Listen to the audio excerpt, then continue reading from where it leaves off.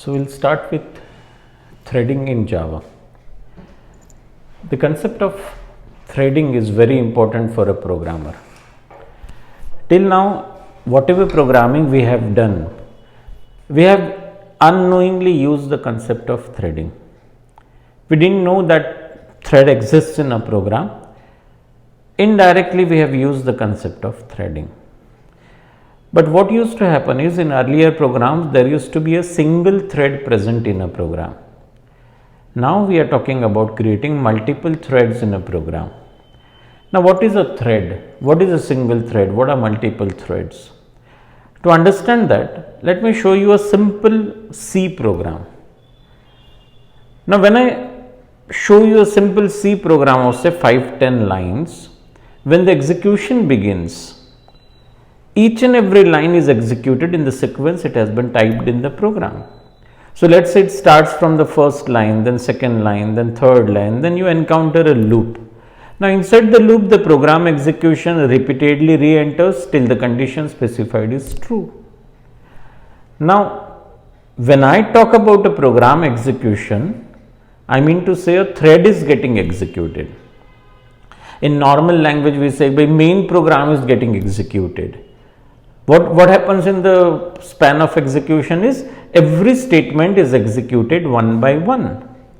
This execution of statement which is taking place right now can be termed as a thread.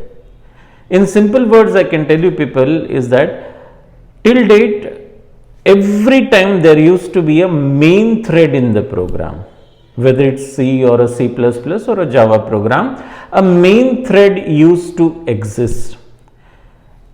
In normal explanation, I say that program execution is transferred from main to the function. Program execution has returned back to the function to main. This program execution word that I am using is basically a thread. So today we will be talking about threading. I will give you a simple explanation what thread stands for. See, when you are working on a computer, you can do various things at a time. You can open a Word document, you can play a movie, you can play a music file at the same time. Various things can take place. That is called as multitasking of the operating system.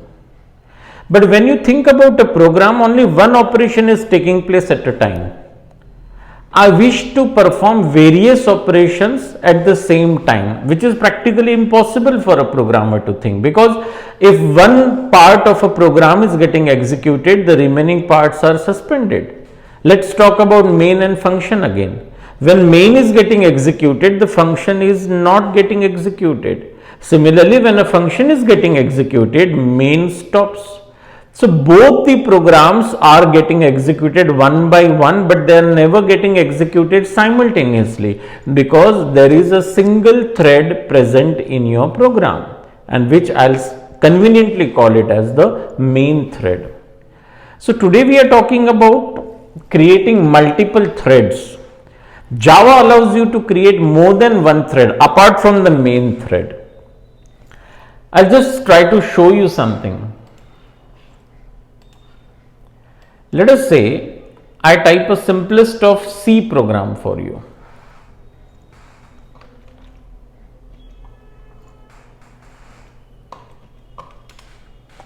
I'll type a simplest of program just to show you what execution stands for.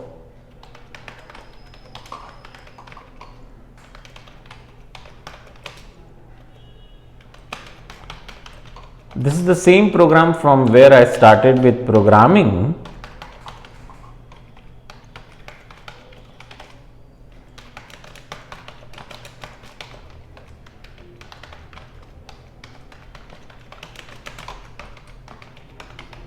A simplest of C program.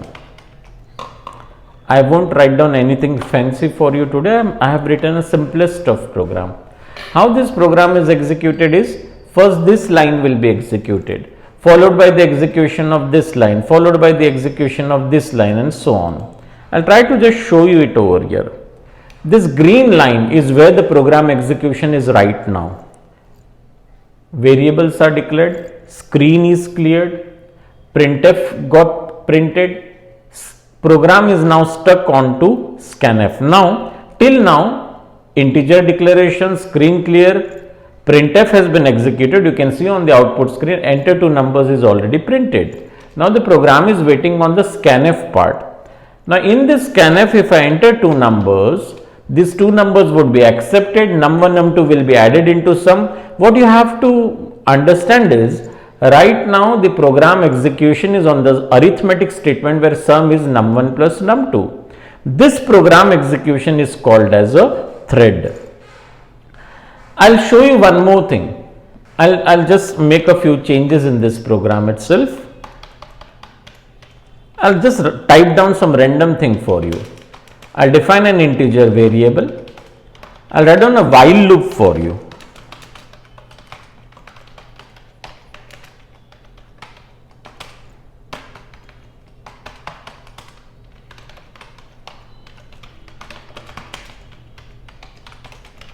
Similarly, I'll write down a printf over here.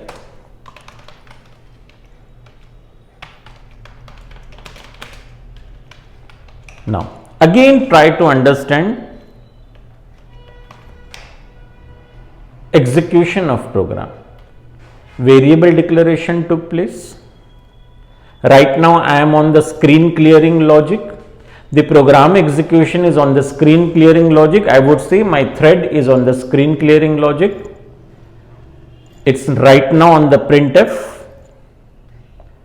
Condition is checked. Till the condition is I less than equals to 10, the repetition of the loop takes place. You can see how the repetition of the loop is taking place. My program is constantly entering the same loop. That means my thread is entering the same loop again and again till the condition is true. Only when the condition fails, you come out of the loop. So, this line that you can see, highlighted line, is basically program execution. This program execution, I will be calling it as a thread now. Coming back to Java, let me show you a simplest of program.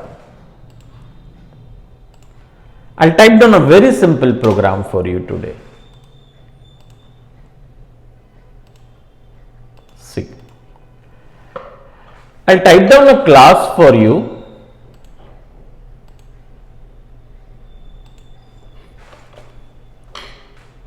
I'll type down a class for you. Inside this class, I'll just give you a demonstration of what threading means.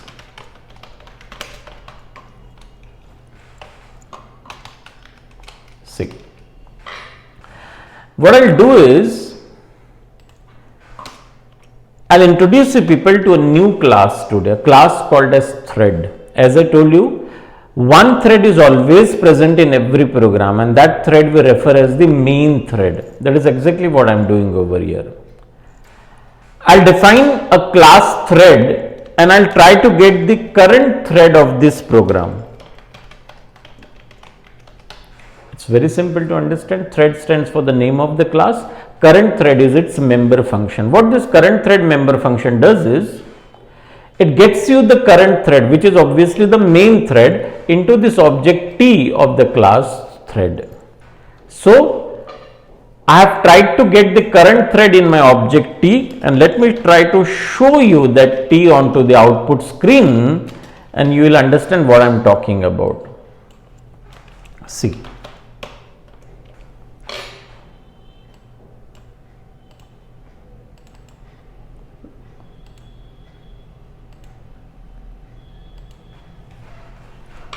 If I execute this program for you, see what is typed over here. I tried to get the current thread, and that current thread I printed. When I printed, it told me it's an object of the class thread, and we are talking about the main thread. This 5 is the priority of the thread. The priority ranges in the range of 1 to 10. This is the mid priority, I would say. Neither it's too less nor it's too large. It's 5, and this stands for the family. We will be discussing it in a later class. But what you can see is, when I got the current thread is accepted in T. The current thread, as I told you, is the main thread, and when I printed it, it displayed the name as main. Now let me do one thing. Let me try to change the name of this thread. I told you it's the main thread, one thread always exists and it is always the main thread. I'll try to change its name. Let me try to name it as ABCD. And let me show you the thread again in the output.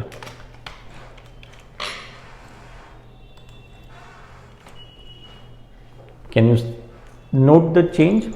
Earlier it was called as the main thread. I have changed the name of the main thread to ABCD. Now my main thread is called as ABCD in the execution of the program. I'll give you one more demo about threading. For that, let me type down a simplest of loop for you. Nothing fancy in this program, a very basic loop where I'll be simply printing out the value of I for you people. Nothing fancy. A simplest printing of variable I, that's all. If I execute this program,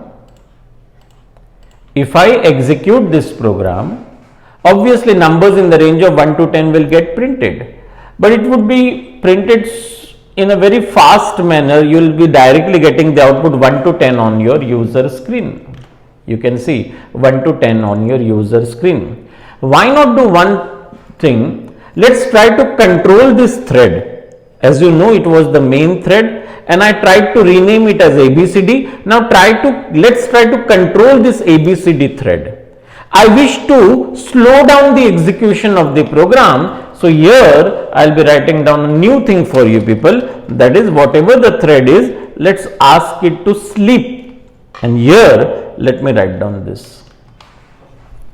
This 500 stands for milliseconds. So if I write down 1000, it stands for 1000 milliseconds. That is, my program execution will stop for 1 second. After every printing 1, 2, 3, 4, it will stop for 1 second. But if I type down this much and try to execute the program, it may lead to an error, and this error is known to you. See the error what has been defined. Unreported exception, interrupted exception must be caught or declared to be thrown. That means you have learned exception handling, that's why I am explaining. Internally, this sleep function throws an error, interrupted exception. So when you are using it, you are forced to define it within try and catch block, and the catch block should have an interrupted exception thing. So I'll just try to handle it. Try,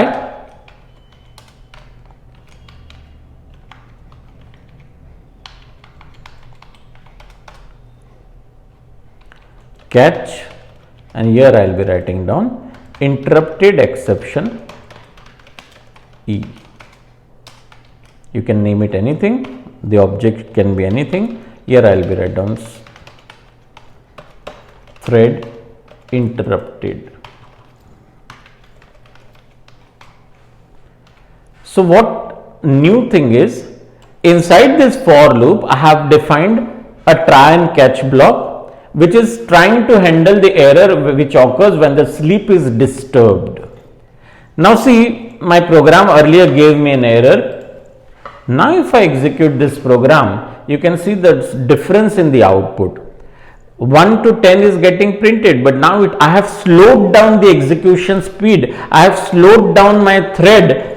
After printing a number, I have asked my thread to stop for 1 second by specifying 1000 milliseconds. Just to show you the output properly, at the end of this, I will be saying exiting the main thread. Though I have renamed it, let me call it as main thread. So see what happens in the output. My numbers get printed after a pause of 1 second because I have specified 1000 milliseconds over here, and after printing gets from 1 to 10, I have displayed and exiting the main thread so that we are out of the program. Now let's learn a very interesting program. I'll type down a simplest class for you. And with the help of that class, I'll just try to give you a demo of what threading stands for. Please try to understand. It's very simple, but it's very interesting. Once we understand threading, we can create wonders in a program, because till now we were stuck with only one execution. But with the help of the threading, parallel processing of your program may take place. Multiple things can get executed in your program simultaneously. So for that, let me type down a very simplest of thing for you. I'll write down a simplest class for you, and as usual, I'll be writing down a simplest main program. So this is where my main program will be. Again, I'll try to keep it as simple as possible. Inside the main program, I'll create an object of my class sample by writing sample s equals to new sample. That's all. Inside this class sample, let me define a very simplest of thing. I'll create a constructor for you people, and from this constructor, I'll be calling a simplest of function for you people. Inside this function, I'll do the same thing I did in my earlier program. I'll simply write down a loop, and this loop again I'll vary from 1 to 10 plus plus. Let me print it for you, system.out.println, and because I am printing the value of I inside the class, so I'll say I in class, so that would be printed on the user screen. Now,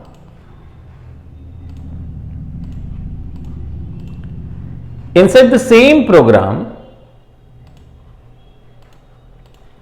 I'll do a small thing. I'll again put that thread.sleep. You know what happens. When I write thread.sleep, the execution inside the loop of the class will be paused for 1 second every execution. So, again it will lead to an error, so I need to put a try and catch over here. Let me again write down the same thing. Interrupted exception class, an object, and right now what I am doing simply is a message over here, system.out.println thread interrupted, something like this. So what happens when I create an object of the class sample in the main program? My constructor will be called, and what my constructor will do is it will simply make a call to the function fn. What my function fn will do is it will start executing this loop from 1 to 10.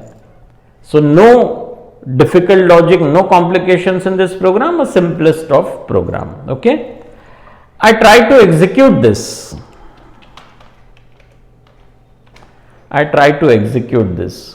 What happens? Main starts, it will make a call to the class, and in the loop inside the class will get executed for you. Let me do one more thing for you. Let me copy down this thing. Let me copy down this thing in the main program for you. You can see what I did. The same loop which was present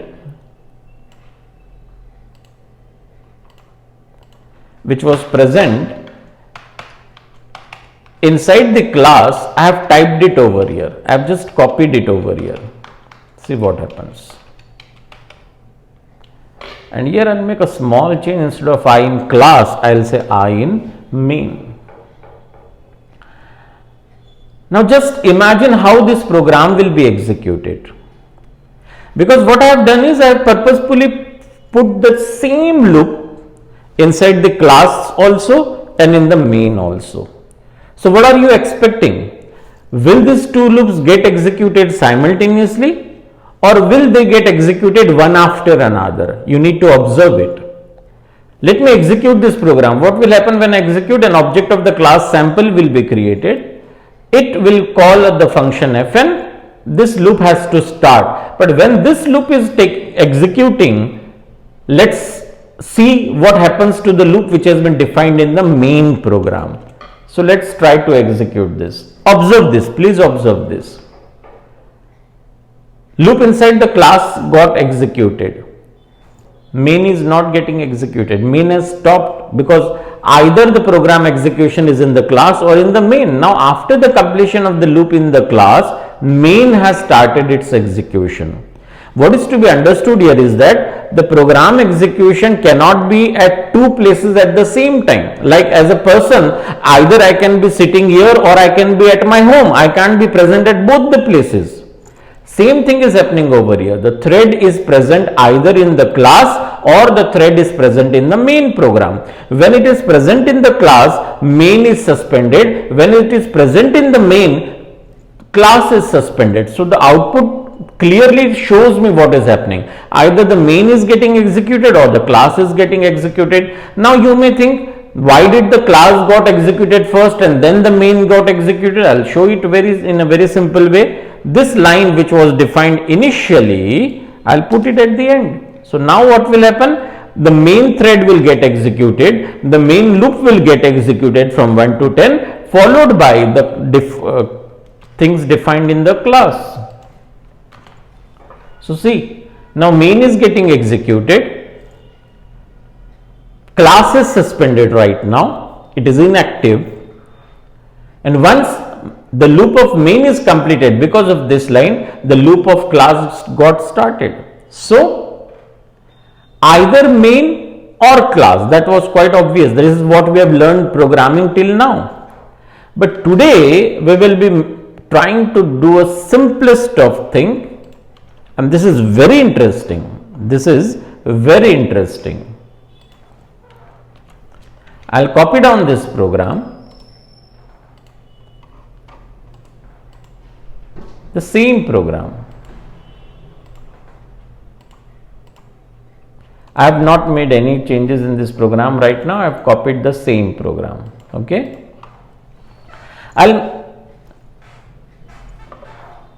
When I execute this program, you saw what happened. Either the class got executed or the main got executed. I'll add an extra feature to this class now.